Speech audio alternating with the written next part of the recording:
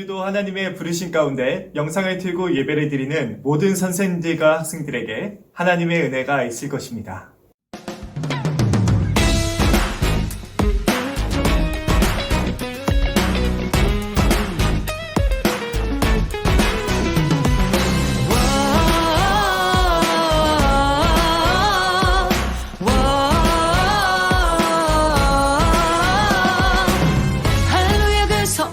하나님을 찬양하며 그 권능의 궁창에서 그때 찬양할지 없다.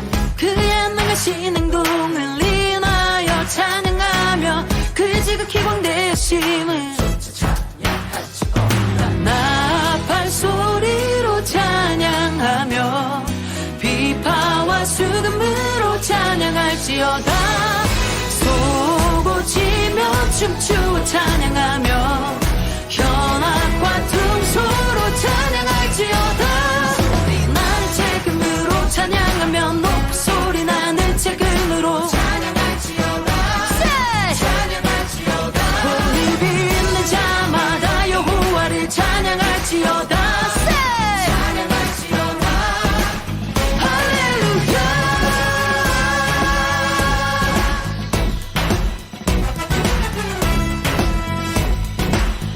할렐루야. 할렐루야. 그 성소에서 하나님을 찬양하며 그 권능의 궁창에서 그때 찬양할지 없다. 그의 능하신 행동을 인하여 찬양하며 그의 지극히 광대하심을 조차 찬양할지 없다. 나팔 소리로 찬양하며 비파와 수금으로 찬양할지어다.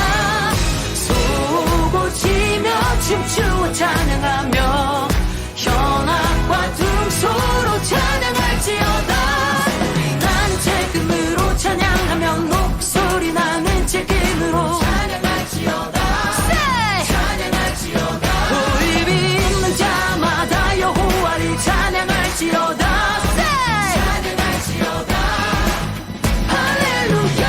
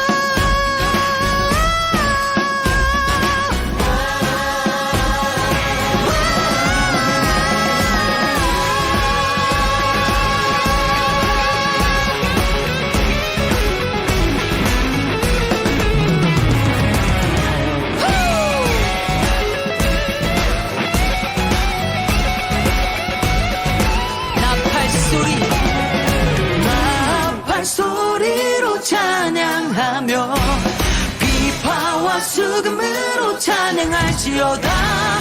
쏘고치며 춤추어 찬양하며 현악과 둥소로 찬양할지어다.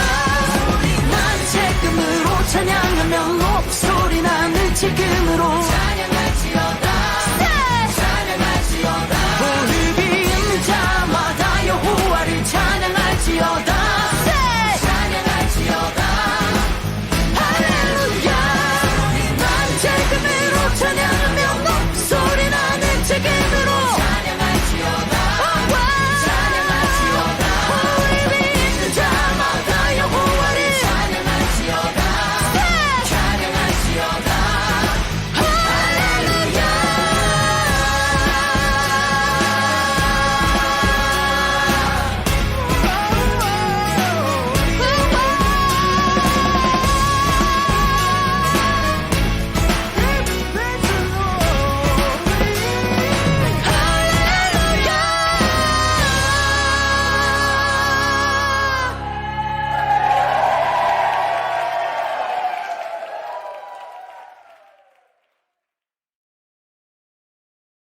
사도신경함으로 2021년 2월 14일 낙원교회 중고등부 주일 예배를 시작합니다.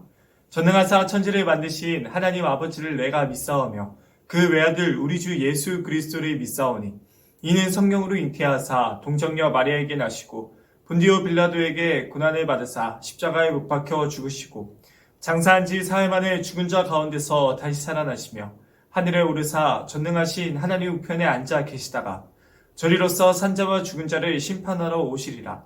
성령을 믿사오며 거룩한 공회와 성도가 서로 교통하는 것과 죄를 사하여 주시는 것과 몸이 다시 사는 것과 영원히 사는 것을 믿사옵나이다. 아멘. 제가 예배를 대표해 기도하겠습니다. 하나님 아버지, 우리 사랑하는 친구들과 함께 또한 예배드리기 위해 이렇게 모였습니다. 하나님, 이 예배 시간을 통해서 저희가 이번 한 주간 하나님의 자녀로서 살지 못했던 모든 것들을 하나님께 용서를 구하고 또 다시 한 번 더 하나님의 자녀로 이번 한 주간을 살아갈 수 있도록 인도해 주세요. 그럼으로써 하나님께서 주시는 복을 누리며 하나님께서 주시는 사랑과 은혜를 가득히 누리는 저희 모두 될 수 있도록 인도해 주세요. 이 시간에 저희에게 말씀해 주시는 하나님을 저희가 믿고 나아갑니다. 코로나로 인하여서 어려움을 겪고 있습니다. 하나님, 저희가 모이지 못하는 어려움을 겪고 있고 아프고 또한 고통스러운 시간을 보내는 사람들이 있습니다. 하나님, 붙잡아 주시고 인도해 주세요. 그래서 하나님의 위로가 저희 모두에게 나타날 수 있도록 인도해 주세요. 또한 저희가 하나님의 자녀들로서 이 시기 더욱더 말씀 읽고 기도하고 서로 사랑하며 지낼 수 있도록 저희에게 힘을 더해 주세요. 함께해 주심에 감사합니다. 예수 그리스도의 이름으로 간절히 기도합니다. 아멘.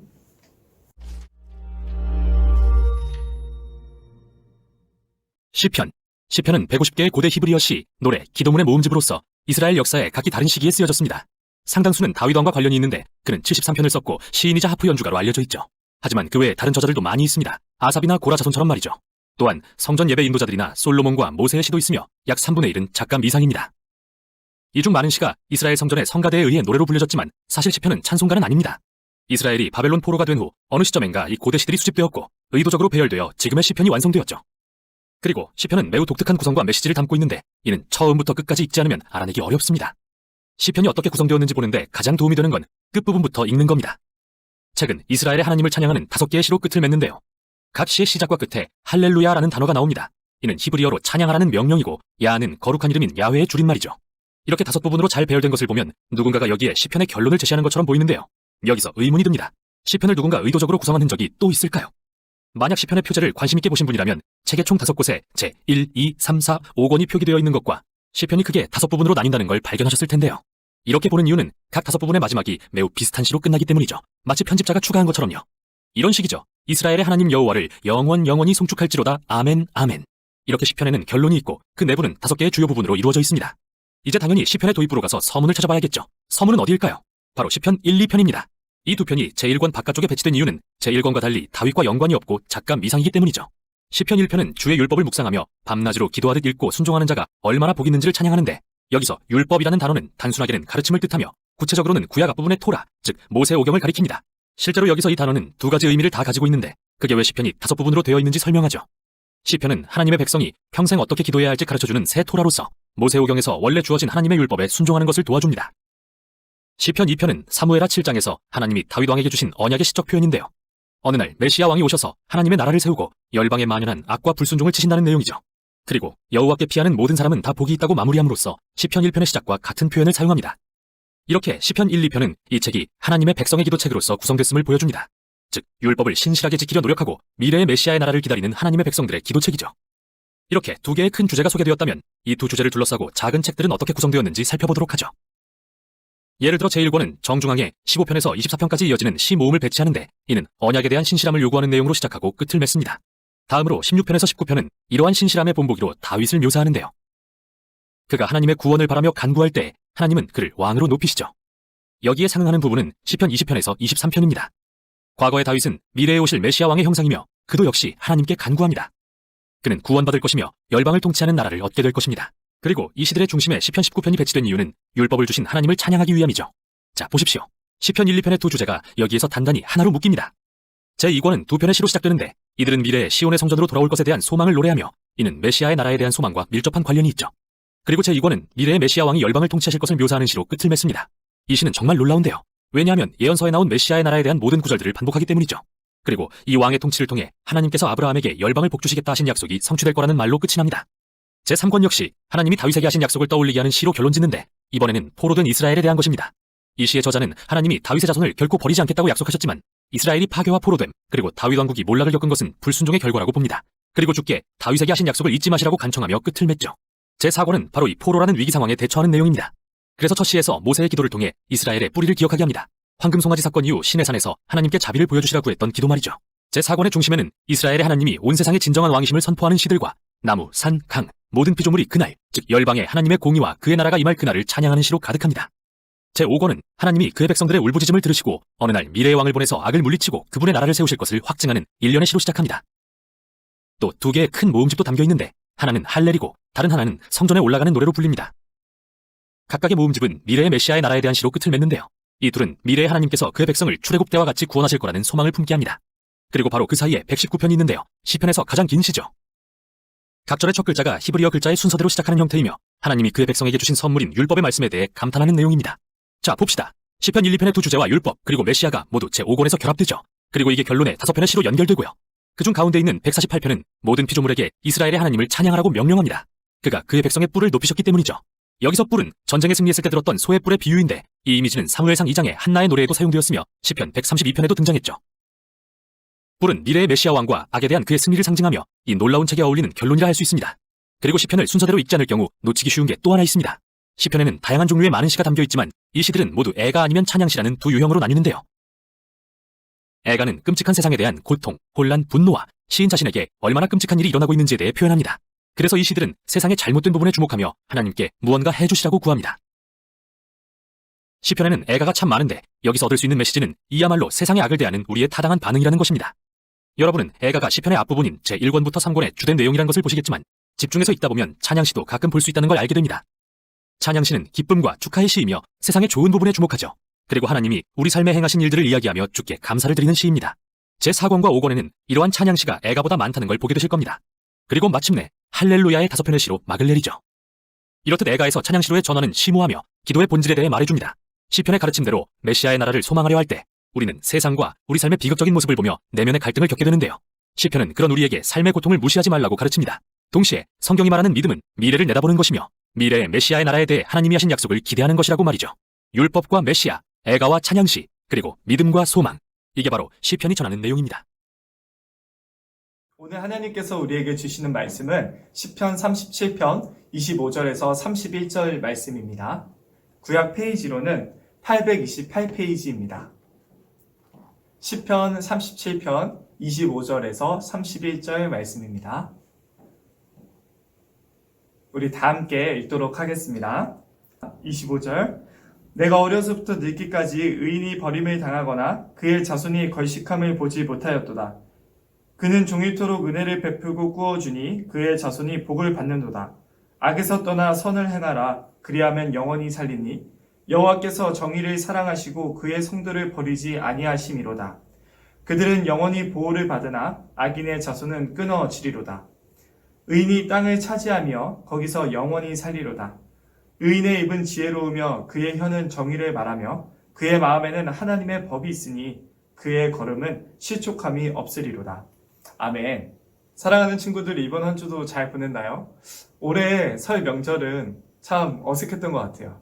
멀리 계신 친척분들도 만나지 못하고 거의 대부분의 친구들이 집에서 보냈을 텐데 우리 친구들, 우리가 이 시기 잘 이겨내고 얼른 만났으면 좋겠어요.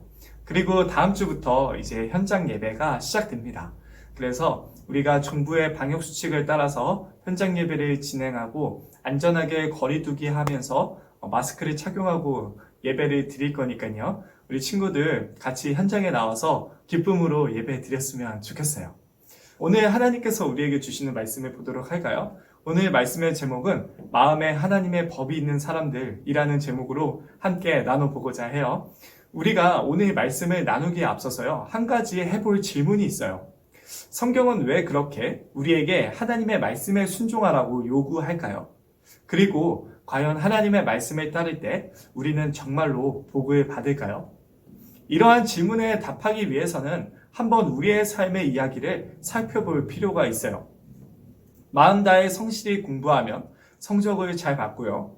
열심히 일하면 돈을 벌어요. 사람들과 시간을 보내면 많은 친구들이 생기고요. 그렇다면 하나님의 말씀을 잘 따르면 우리는 정말로 복을 받을까요?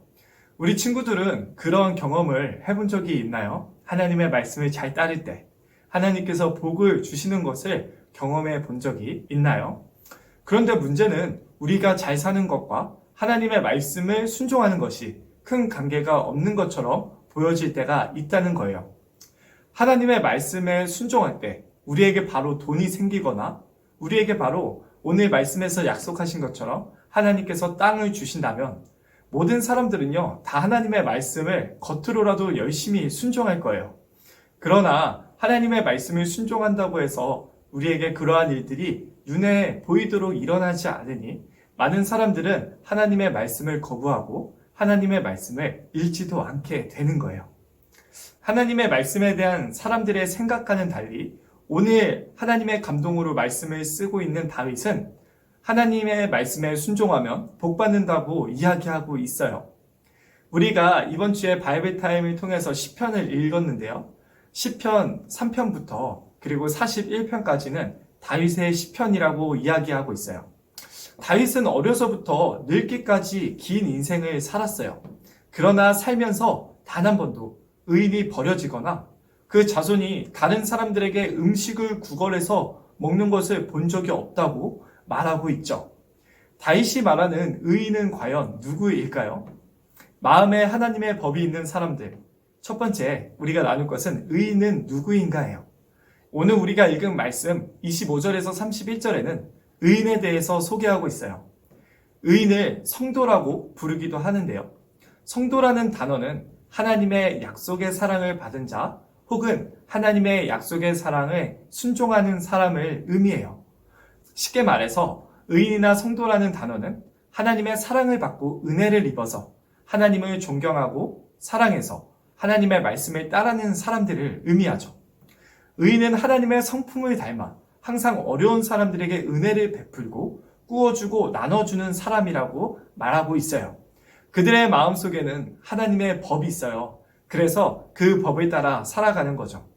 늘 나쁜 마음과 나쁜 행동을 떠나서 하나님이 보시기에 착한 행동을 하는 사람들, 하나님이 보시기에 기뻐하시는 행동을 하는 사람들을 가리켜서 의인 혹은 성도라고 이야기하고 있는 거예요. 하나님은 성경에서 말하길 의인의 마음속, 하나님의 자녀들의 마음속에 하나님의 말씀을 새겨 넣으셨다고 이야기하고 있어요.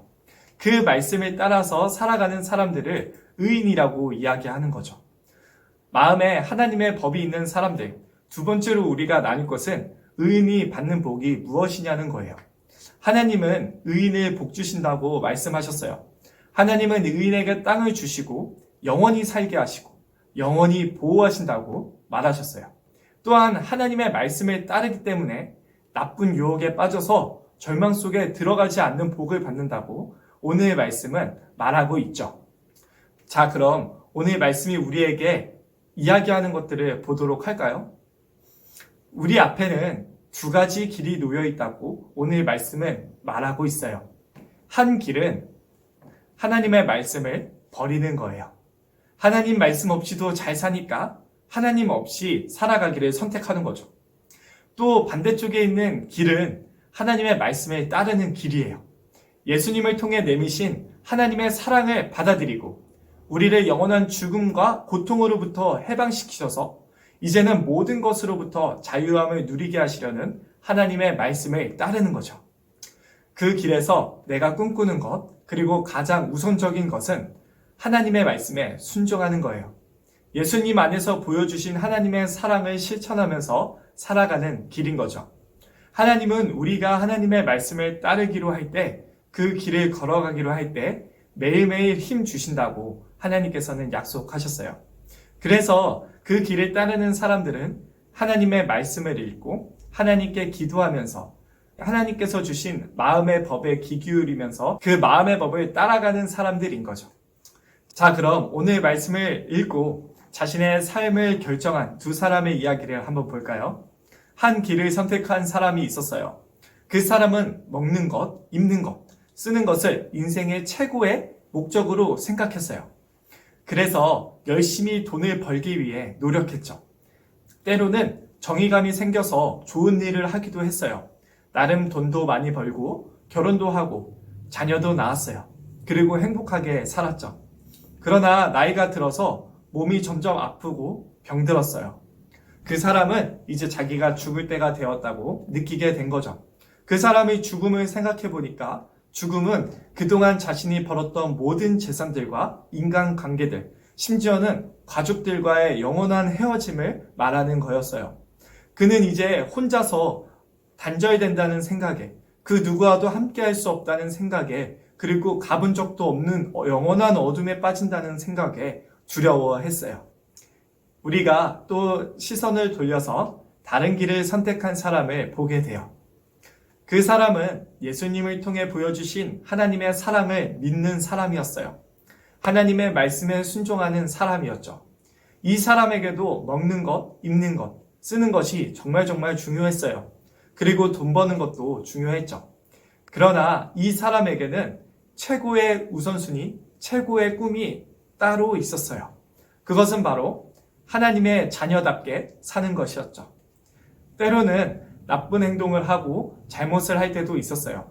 그러나 다시 하나님께 뉘우치고 하나님 보시기에 착한 일들을 선택했어요. 더욱더 어렵고 힘든 사람들을 돕고 하나님의 성품을 닮아가기를 기뻐했습니다. 이 사람도 돈도 벌고 결혼도 하고 자녀도 낳고 행복하게 살았어요. 역시나 이 사람도 나이가 들어서 아프고 병들게 되었어요. 그리고 때로는 불행이 찾아오고 슬픔도 경험했습니다. 결국에는 자신에게도 죽음이 찾아온다는 사실을 알았어요. 그러나 하나님께서 예수님 안에서 보여주신 사랑 때문에 이 사람은 두렵지 않았어요. 죽음은 영원한 단절이 아니라 완전한 하나님의 자녀로 다시 태어나는 과정이었던 거죠. 하나님의 나라는 슬픔과 고통과 눈물과 죽음이 없고 하나님과 하나님의 사람들과 함께 영원한 정의와 영원한 사랑을 누리면서 사는 곳이었어요. 그래서 이 사람은 이제 죽음이 얼마 남지 않았음에도 불구하고 그날을 준비하면서 더욱더 하나님의 말씀을 따르며 살아갔어요. 그리고 가족들에게도 말했죠. 하나님께 순종하면서 살아가렴. 그것이 너를 영원히 살게 할 거야. 오늘 말씀은 우리에게 묻고 있는 거예요. 자, 그럼 우리도 한번 질문해 볼까요? 여러분은, 우리는 어떤 인생을 살기를 원하나요? 하나님은 우리가 하나님의 사랑 안에서 진짜 행복을 누리길 원하세요. 물론 우리에게 필요한 것들, 지금 필요한 것들에 있어서 하나님은 결국 그것을 가볍게 생각하지 않으시지만 하나님은 우리 친구들과 우리 모두의 영원한 행복, 영원한 정의, 영원하고 완전한 하나님 나라의 삶을 누리기를 원하시는 분이에요.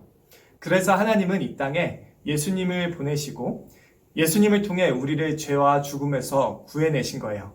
그리고 지금 우리가 살고 있는 이 땅에서 하나님의 자녀로서 살아가는 연습, 하나님을 의지하는 연습을 하게 하시는 거죠. 우리 사랑하는 친구들, 우리 친구들은 마음에 누구의 법을 가지고 살아가고 있나요?